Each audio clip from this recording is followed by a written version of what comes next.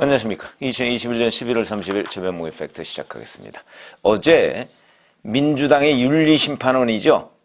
제주도 당 윤리심판원에서 이상희 제주대 교수에 대한 당원 자격정지 결정을 했습니다. 근데 그 이유가 뭐냐면 허위사실 유포로 당원을 모해하거나 허위사실 또는 기타 모욕적 언행으로 당원 간의 단합을 저해한 행위, 이렇게 돼 있습니다. 근데 이 이상희 교수는 누구냐면 대선 경선 당시에 이낙연 캠프에서 복지국가 비전위원회 위원장을 지내던 사람이고요. 뭘 했냐면 이재명 후보의 기본소득을 비판했습니다. 물론 경선 때만 그런 게 아니고 경선이 끝나고 나서도 포퓰리즘이다 이런 식의 얘기를 계속 해가면서 공격을 한 건 사실이죠. 그러나 어찌됐든 간에 그런 기본소득의 문제점에 대해서 공격하는 당원, 더군다나 경쟁 상대인 이낙연 캠프의 위원장에 대해서 징계 8개월을 내린 겁니다. 당원 자격 정지 8개월.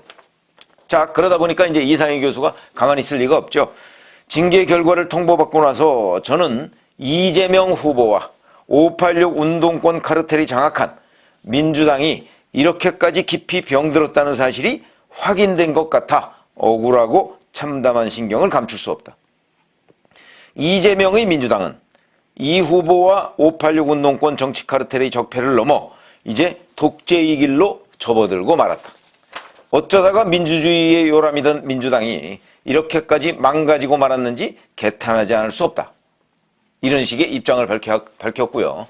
조금 생각을 정리한 뒤에 본인의 문제를 밝히겠다 이렇게 얘기한 거 보니까 아마 탈당 등의 조치 이런 것도 충분히 가능하겠다. 그런데 어제 또 하나의 일이 있었습니다. 바로 이런 이상희 교수 건과 같은 그런 것이 발단이 돼서 아마 했던 것이 아닌가 보는데 민주당 당원 게시판 운영이 갑자기 정지됐습니다. 어제 오후 6시쯤에 홈페이지에 안내를 올렸는데 당원 게시판 운영 잠정 중단 안내 공지문 게시 이렇게 돼 있습니다. 그러면 이렇게 내용이 이렇습니다. 최근 게시판 내에서 당원 간 분쟁이 또다시 과열되고 있다. 이에 권리당원 게시판 운영을 잠정 중단한다. 갈수록 과열되는 분쟁과 추가로 발생하는 법적 갈등 등을 차단하기 위한 조치임을 이해해 주기 바란다. 이렇게 돼. 그럼 언제까지 중단하는 것이냐? 내일 12월 1일이죠. 12월 1일부터 별도 공지가 있을 때까지 중단한다. 무기한 중단이죠, 그러니까. 이렇게 돼 있고요. 선거를 지금 100일도 안 남은 상황에서 무기한 당원 게시판을 중단한다. 참 이례적인 일이죠. 그래서 이제 민주당은 당원 게시판에 실명제 도입이나 아니면 또 운영 기준 강화 이런 것들을 통해서 당원 게시판을 이제 재운영하겠다 이렇게 얘기를 하는데 아시다시피 당원 게시판은 당원들의 활발한 의견을 거기에 올려서 그걸 당무 운영이나 이런 데 선거운동이나 이런 데 활용한다는 것이 목적입니다.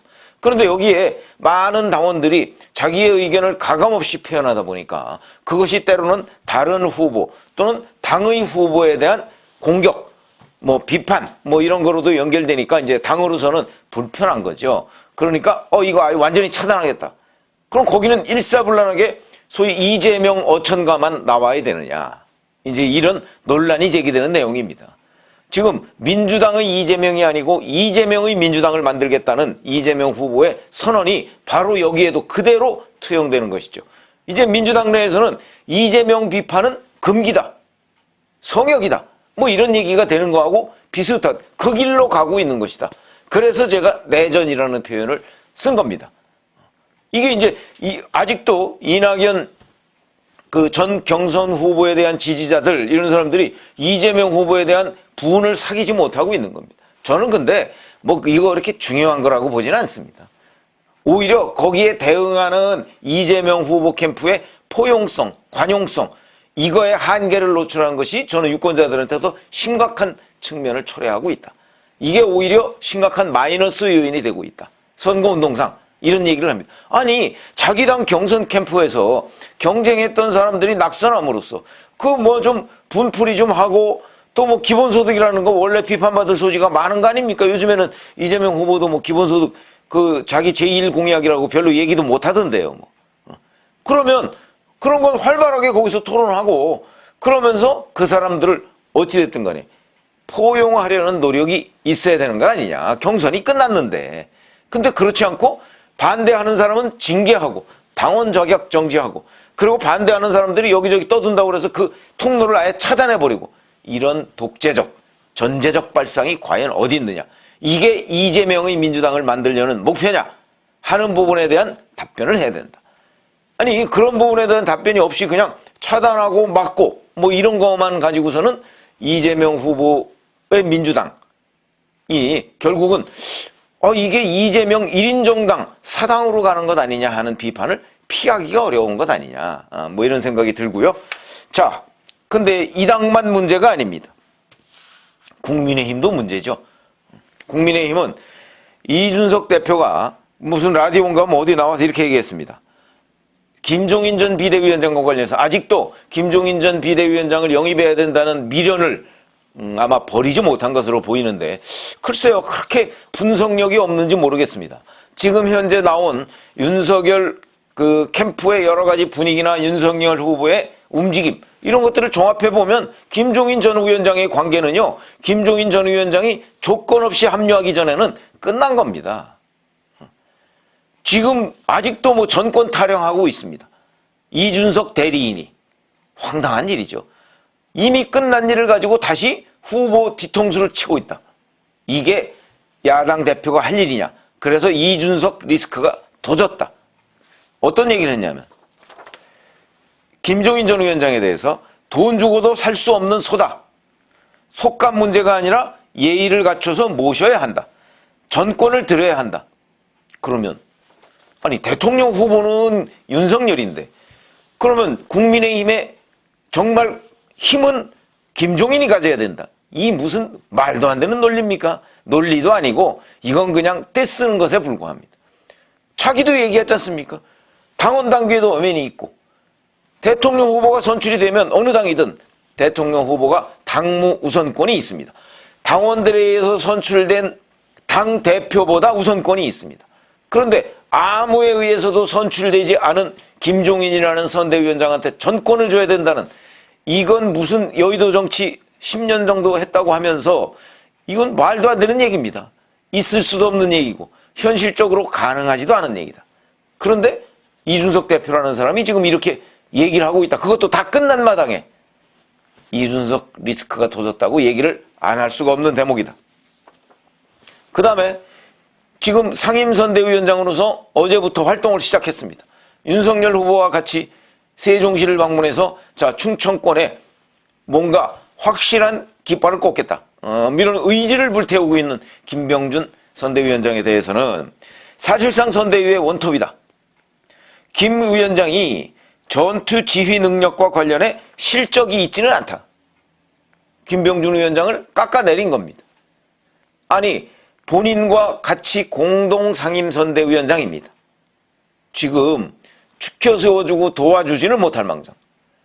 그 사람을 깎아내려서 뭘 어쩌겠다는 것인지 이런 부분에 관해서 이해가 되지 않는 제1야당 대표의 행동 어떻게 보십니까? 물론 뭐 세종시에 뭐 이준석 대표도 같이 간다 뭐 이런 보도가 나왔는데 아마 그 같이 간다는 계획을 사전에 못 들은 모양입니다. 그러니까 자기가 신문 보고 알았다. 황당하다. 글쎄요. 그걸 신문 보고 알았다면 윤석열 선대위 쪽에 자기가 선대위원장 아닙니까? 선대위 측에 이게 어떻게 된 일이냐 라고 얘기해서 문제를 조용히 해결할 생각을 해야지 방송에 나와서 공개적으로 저격을 한다? 후보 선대위를? 아니 자기가 선대위원장인데 자기가 누구인지를 지금 모르는 거 아닙니까? 이런 리스크. 이것도 결국은 대표와 후보 간에 또는 앞으로 있을지 없을지 모르는 저는 뭐 끝났다고 봅니다만은 김종인 전 총괄선대위원장 이런 내전이다. 내전이 격화되고 있다. 자 그러면 거기다가 또 하나 있습니다. 어젯밤에 갑자기 아무런 설명도 없이 이준석 대표가 페이스북에다가 그렇다면 여기까지입니다 라는 글을 올립니다. 그렇다면 여기까지입니다. 이건 또 무슨 뜻일까요? 대표를 그만두겠다는 뜻일까요? 아니면 김종인 전 위원장을 대리해서 윤석열 대통령 후보와 싸우는 게 여기까지라는 뜻일까요? 그래서 이걸 보고 또 많은 기자들이 중대결심설, 대표 그만둔다는 얘기죠. 중대결심설 이것 아니냐? 뭐 이렇게 또 막 여러 가지를 씁니다. 그거야 뭐 정확하게 그렇다면 여기까지가 뭘 얘기하는 것인지 분명하지는 않죠. 적어도 제1야당 대표라면 그 부분에 관해서 분명하게 설명을 해야죠. 이게 뭐라는 걸. 그리고 뭐가 문제라는 게 자기가 선대위원장인데 선대위를 공격해서 어떻게 되겠습니까? 그래서 자 그렇다면 여기까지가 물론 최근에 아까 제가 말씀드렸듯이 세종시 방문하는 일정을 자기도 언론 보고 알았다. 그건 윤석열 선대위에서 틀림없이 잘못한 부분이죠. 아니 공동선대위원장 그것도 상임인데 비상임도 아니고 상임한테 후보의 일정 더군다나 그 상임이 동행하는 문제에 관해서 전혀 협의 없이 신문에 먼저 그걸 공표한다? 말도 안 되는 일이죠. 아사리판이죠 그야말로. 그러나 이거는 선대위 초기에 부작용이라고 이렇게 이해할 수는 없을까요? 그런데 그거를 가지고 그렇다면 여기까지 그래서 무슨 중대결심설 같은 걸 해서 또 내분을 엄청나게 부추기고 있는 제1야당의 대표가 이게 과연 제대로 된 정체성 있는 행동이냐 하는 걸 지적하지 않을 수가 없다. 그러면 지금 이재명 후보와 윤석열 후보 간 양당 모두 내전에 휩싸였는데 어느 당의 내전이 더 심각한 것이냐? 물론 둘 다 심각하지만 그러나 민주당의 내전은요 지지자들 간의 싸움입니다. 그렇죠? 이재명 후보와 이낙연 전 경선 후보 간의 직접적인 싸움은 아니고 그 다음에 이재명 후보와 송영길 민주당 대표 간의 싸움이나 이런 건 아닙니다. 지지자들 간에 그냥 이리저리 그런 건 늘 있을 수 있습니다. 그렇기 때문에 민주당의 이런 현상은 뭐 그냥 어찌 보면 찻잔 속의 태풍이 될 가능성 꽤 있습니다. 나중에는 결국 이게 뭐 잠잠해지고 그러면서 뭐 이제 이낙연 후보가 뭐 이 상태로 계속 있을 수는 없는 거 아닙니까? 아마 그 선거운동이 본격화되고 그러면 뭐 호남에 방문해서 선거운동을 저는 할 것으로 예상을 하고 있습니다. 그렇게 되면 문제는 자연스럽게 해소될 일시적인 현상이지만 자 국민의힘 대표와 후보 간의 갈등 이거는요 선거운동을 지휘하는 사령탑 간의 내분입니다. 훨씬 심각한 일이죠. 물론 이것도 만약에 이준석 대표가 그렇다면 여기까지라는 게 이제 김종인 전 위원장을 대리해서 윤석열 후보와 싸우던 그런 본인의 언행을 여기까지 해서 멈추고 지금은 이제 김병준 위원장을 중심으로 또는 자기도 공동선대위원장이니까 새롭게 뭔가를 해보겠다는 뜻이라면 이게 일단락되는 거지만 그거보다는 지금 본인의 거취를 놓고 중대 결심을 한다는 그런 의미로 받아들여지지 않습니까? 이거는. 그러면 이제 대표 사퇴나 뭐 이런 얘기가 되는 것이죠. 그렇게 되면 그야말로 원자폭탄을 국민의힘에 터트리는 것과 똑같은 그 결과를 초래하는데 그런 점에서 이게 훨씬 더 위험한 내전이다. 이런 생각이 들죠. 물론 이 전체를 조율하고 말썽 없이 이끌어갈 책임 그거는 뭐 각 당 후보들한테 있습니다. 그러나 그것이 말도 안 되는 요구 조건을 들고 나오는 사람까지 모두 다 만족시켜야 된다. 이거는요 책에서는 나올 수 있을지 몰라도 현실 선거운동, 현실 정치 현장에서는 있을 수가 없는 일이다. 어차피 후보 중심의 선대위, 후보 중심의 선거운동이 될 수밖에 없는데 그것을 지금 이 사람 저 사람이 훈수 두면서 뭐 뒤통수 때리고 뭐 이런 거 가지고서는 이 선거가 제대로 치러질 수가 없다. 그래서 제가 오늘 말씀드린 건 각 당의 내전 상황을 설명을 드렸고요. 그 중에서는 국민의힘의 내전이 더 위험한 국면으로 치닫고 있다. 이렇게 말씀을 드립니다. 감사합니다.